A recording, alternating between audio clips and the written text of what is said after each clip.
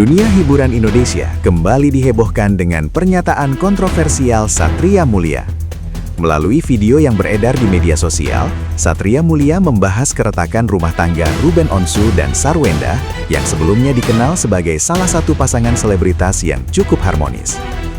Namun, bukan sekedar membicarakan perceraian, Satria Mulia justru melontarkan klaim mengenai dugaan hubungan asmara Ruben Onsu dengan seorang pria. Pernyataan tersebut sontak membuat publik penasaran. Apalagi, pria yang disebut dalam klaim itu dikaitkan dengan status pernikahan dengan perempuan lain. Tak heran jika potongan video tersebut kemudian ramai diperbincangkan dan memunculkan berbagai spekulasi di kalangan netizen. Isu ini sendiri muncul di tengah perhatian publik terhadap proses perceraian Ruben Onsu dan Sarwenda. Ketika rumah tangga keduanya berada di ujung perpisahan, berbagai pertanyaan mengenai apa sebenarnya yang menjadi latar belakang keretakan hubungan mereka pun terus bermunculan. Namun, ada satu hal penting yang harus digarisbawahi. Klaim yang disampaikan Satria Mulia tersebut belum terbukti dan bukan merupakan fakta yang telah dikonfirmasi. Tidak ada bukti resmi yang dapat dijadikan dasar untuk membenarkan tuduhan tersebut. Ruben Onsu maupun Sarwenda juga tidak memberikan konfirmasi yang membenarkan dugaan tersebut. Karena itu, publik diimbau untuk tidak langsung mempercayai ataupun menyebarkan rumor sebagai sebuah kebenaran. Terlepas dari berbagai spekulasi yang beredar, persoalan rumah tangga Ruben dan Sarwenda pada akhirnya merupakan ranah pribadi mereka. Kini, perhatian publik kembali tertuju pada satu pertanyaan besar. Apakah klaim tersebut benar-benar memiliki dasar atau hanya rumor yang semakin besar karena viral di media sosial? Sampai ada bukti dan klarifikasi yang dapat diverifikasi, semuanya masih berada dalam ranah dugaan dan klaim sepihak. Iya, tapi lu dengerin gua mau ngomong, lu jangan kabur. Hah? Lu selingkuh, terus selingkuhan lu udah nikah, lu balik lagi sama gue. Selama ini lu kemana aja? Hah? Selingkuhan lu nikah sama perempuan, ya? Terus udah diminum obat sakit 3 hurufnya. Gue mau di hotel tinggalnya, ya. Gue mau di hotel. Lu, kalau gue ngomong, udah 11 tahun gue mendam perasaan ini, lu dengerin gue. Kalau lu nggak bisa ngasih gue duit lagi, mending gue ikut si Raja Bangsawan Satria Mulia Pataudi ke Amerika. Ya, lebih jelas duitnya daripada honor tidak dibayar-bayar. Bikin gue pusing. Anak-anak, lu mikir anak-anak mana bayar? Utang, debt collector semua dateng. Lu dengerin gue. Jangan main fisik. Ya, lu perempuan. 11 tahun gue nanggung hidup lu. Ya, 11 tahun gue nanggung hidup lu. Ya, keluarga lu tinggal di sini. Ya, semua adik lu gue biayain. Ya, tapi gue mau ngomong. Gue udah mendam perasaan ini udah lama. Lu selingkuh sama laki. Lakinya udah nikah, lu balik lagi ke sini. Udah diminum belum obat 3 hurufnya? Apa? Suami istri. Emang kita pernah Ewita? Emang kita pernah Ewita? Kita itu bayi tabung. Si Raja Bangsawan Satria Mulia Pataudi itu tahu. Emang kita pernah? Kita nggak pernah Ewita. Lu selingkuh, ya? Habis lu selingkuhan lu nikah lagi sama perempuan, lu balik lagi sama gue. Ya enggak? Jangan main fisik, ya. Udah mah, nggak apa-apa mah. Udah mah, nggak apa-apa. Sabar. Gue mau ngomong. Gue udah mendam perasaan ini 11 tahun, ya. Gue mau ngomong. Daripada honor nggak cair-cair, utang dari 2017, aku dengar juga utang ngajuin pinjol. Ya, ngajuin pinjol. Gua mau ngomong sama lu. Gua cuma mau ngomong. Kenapa kalian nggak pernah ngasih gua kesempatan ngomong? 11 tahun, guys. 11 tahun. Gue mau ngomong.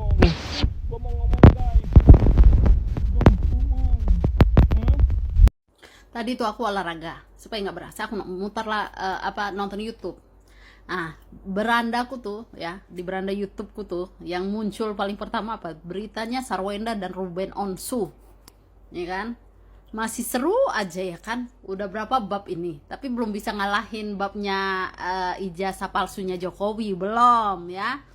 itu masih bergulir sampai sekarang, sampai enak saya, emang nggak ada kasus lain gitu kan.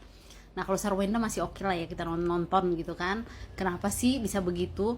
Cuman ya kalau yang kuikuti dari Sarwenda yang paling bikin kesel itu satu ya, kesalahan Sarwenda ini ya denger ya. Ngapain juga kau ya, rumah dibeli Ruben untuk anak-anaknya, kok kau udah bawa pacarmu ke dalam situ? Bikinlah di luar sana, sewa ruko kayak apa terserah aja, nggak usah dibawa ke rumah gitu loh, nggak enak, ngerti? Wenda, ini pengacara lu ngomong apa sih begini nih kata gua. Padahal kan si Wenda sendiri ya yang ngomongin soal pinjol tuh ya kan, yang pas waktu dia podcast. Giliran sekarang aja itu pengacaranya bilang katanya, oh mungkin udah dibayar, itu kan masa lalu, udah lupakan.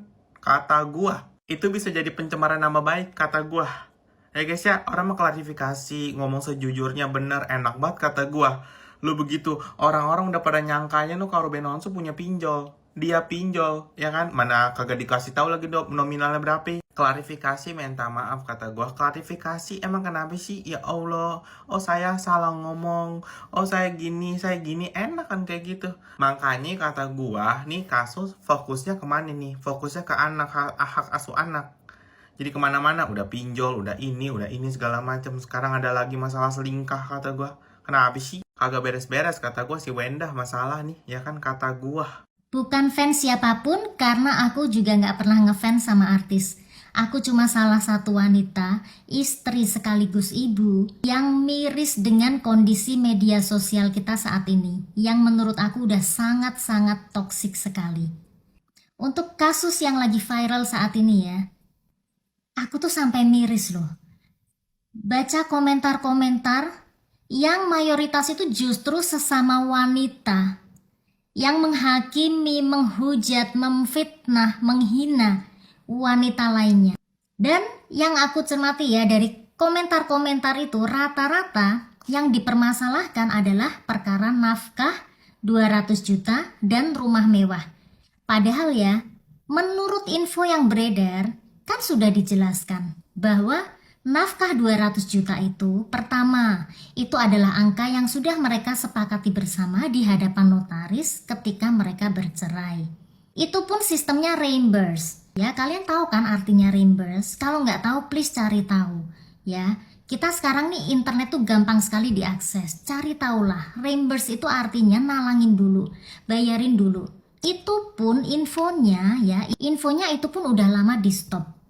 Ya, jadi Sarwenda itu mengusahakan sendiri nafkah untuk anak-anaknya karena udah lama di stop. Tapi kalian masih mempermasalahkan itu.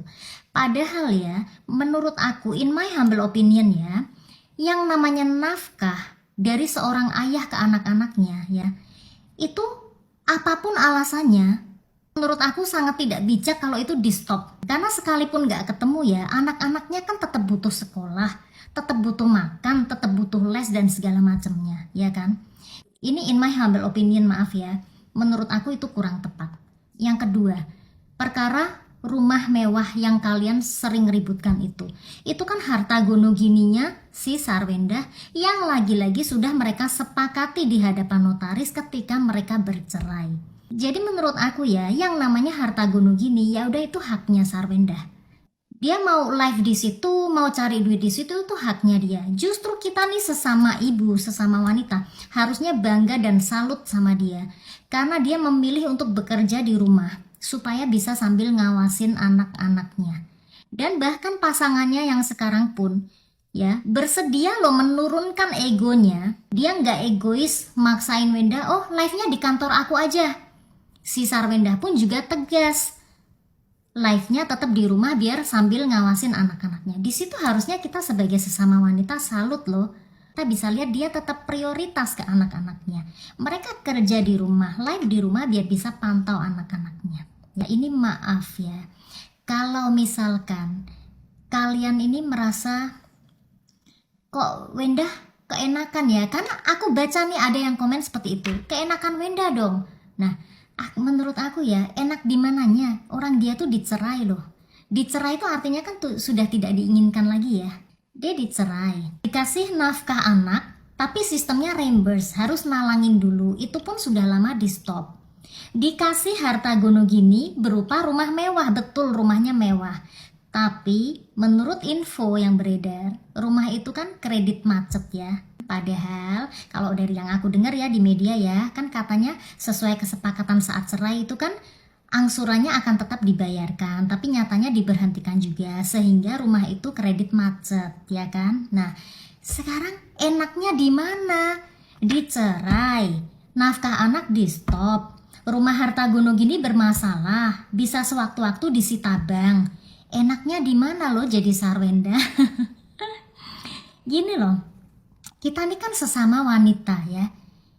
Banyak kasus di negara kita yang kita sering dengar. Wanita yang diceraikan, yang kemudian jadi janda dan maaf jadi single mom, berjuang sendiri membesarkan anak-anaknya, ya kan? Itu kan kalian tahu ya, posisinya sangat gak enak di negara yang patriarki ini. Bahkan yang sering komen, ya aku lihat yang kebanyakan menghujat si Sarwenda ini, yang maaf justru mengalami hal serupa loh. Padahal harusnya kan justru kalian yang paling memahami ya kondisinya si Sarwenda ya, karena ada di posisi yang sama. Tapi kenapa loh justru kalian yang hujatannya itu justru yang paling tajam? Apakah maaf, apakah kalian merasa cemburu atau iri karena melihat oh Sarwenda setelah cerai itu dia tidak terpuruk, dia malah semakin cantik, semakin semakin terlihat bahagia, bahkan gak lama udah dapat pasangan baru yang ganteng. Mungkin hati kecil kalian merasa kok enak ya, padahal kan umumnya janda nih ya, dicerai gak dinafkahin, gak ada tempat tinggal, dimusuhin ipar, menderita. Apakah itu yang kalian mau? Jadi ketika kalian melihat ada janda yang hidupnya sepertinya kok malah lebih bahagia, lalu dapat pasangan yang ganteng, jangan GR lu Gio ya, nah terus mencintai dia, ya kan, mencintai anak-anaknya, apakah itu membuat kalian itu maaf menjadi sakit hati? Tanyakan deh ke hati kecil kalian, kenapa kalian menghujat si Sarwenda ini? Bahkan setelah banyaknya fakta-fakta yang beredar, kenapa kalian masih tetap bersikukuh untuk menghujat dia? Tanyakan deh coba ke hati kecil kalian, apa yang membuat kalian menghujat dia? Kalian yang paling tahu alasannya. Ya, dalam kasus apapun itu pasti ada yang namanya pro dan kontra. Kalian boleh kok pro ke mantan suaminya, boleh sekali. Tapi bukan berarti terus kalian berhak menghakimi orang-orang yang pro ke Sarwenda dengan ngatain mereka, oh baser, dibayar segala macam. Be fair, yang sportif, ya kan? Namanya sebuah kasus itu pasti ada yang pro, ada yang kontra. Kita tuh hanya orang-orang yang punya hati, punya perasaan, yang membayangkan kalau kita berdiri di posisinya Sarwenda itu seperti apa. Sehingga kita ikutan speak up karena kita merasa hujatannya itu sudah terlalu mengerikan ya. Tapi kalau mau dituduh sebagai baser ya silakan, itu hak kalian, ya kan. Nah, lalu mengenai ini kan banyak juga nih yang komentar, ada kan cuplikannya yang Wenda minta perabotan, minta apa. Menurut aku ya salahnya di mana loh? Kan saat itu mereka masih suami istri, iya kan? Wajar dong istri minta ke suaminya ini itu. Yang gak wajar itu kalau Wenda minta ke suami kalian. Nah itu gak wajar, kalian boleh marah maki-maki Wenda. Lah dia kan minta ke suaminya sendiri yang saat itu masih sah sebagai suaminya. Di mana salahnya? Ya kan? Nah lalu kalau dibilang Wenda itu tidak ada kontribusinya, dia diangkat dari lumpur, dia gak punya apa-apa, miskin, bisa hidup enak setelah sama si mantan suaminya. Padahal kalian sendiri nih ya, jujur dalam hati kecil kalian, jujur, kalau kalian sebagai ibu rumah tangga dibilang gak kerja, pasti kalian juga sakit hati, ya kan? Karena ibu rumah tangga itu sebuah pekerjaan juga loh. Kita capek, ya kan, keluar tenaga, waktu, pikiran untuk mengurus rumah tangga. Itu adalah sebuah pekerjaan yang mulia. Padahal kita bisa lihat ya, jejak digital itu kan banyak. Wenda itu dari dulu itu ngonten yang walaupun dia disebut pencitraan ya, oh dasteran pencitraan, oh begini begitu pencitraan. Nah itu kan memang konten ya. Namanya konten itu ya rata-rata pencitraan, ya kan?